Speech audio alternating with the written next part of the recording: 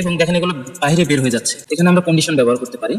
এই কন্ডিশনটা এবার এই ভিতরে ব্যবহার না করে আমরা বাইরে একটা ফাংশন তৈরি করব। এখানে আমরা একটা ফাংশন তৈরি করব, ফাংশন, এন্ড ফাংশনের নাম দেবো আমরা অ্যাডজাস্ট ফন্ট সাইজ। এটা আমরা নাম দিলাম একটা ফাংশনের নাম।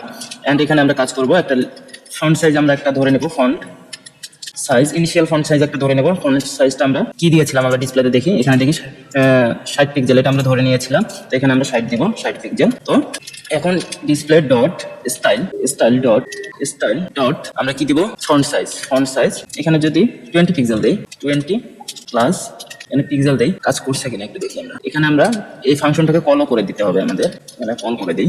এখানে ক্লিক করার পর পরিবর্তন হওয়ার কথা, হ্যাঁ ঠিক আছে, আমাদের কাজ করছে। তা এখানে আমরা 20 না দিয়ে আমরা দেবো এটা ফন্ট সাইজটা দেবো, তাহলে ঠিক থাকবে। আমাদের ফন্ট সাইজ 60 পিক্সেল ছিল ইনিশিয়াল অবস্থা, এটাই আছে। এখন আমাদের লজিকটা হবে, ইফ যদি আমাদের display dot scroll with not is equal to display dot client with যদি না হয়, তাহলে তুমি কি করবা, font size is equal to font size into display dot client with এটা আমরা র্যাপ করে দিই, এটাকে র্যাপ করে দিই। client with ভাগ হবে হচ্ছে display dot scroll with, ঠিক আছে, scroll with, এবং এটা আমরা শো করে দেব আবার display dot style dot font size is equal to font size, আচ্ছা প্লাস হচ্ছে আমাদের এটা পিক্সেল। দেখি এখন কি হচ্ছে, আমরা যখন এখানে ক্লিক করতেছি, যখন ডিসপ্লে সমান হয়ে যাচ্ছে তখন দেখেন এটা ছোট হয়ে যাচ্ছে। আমরা যখন এগুলো কাটতেছি তখন কিন্তু বড় হচ্ছে না।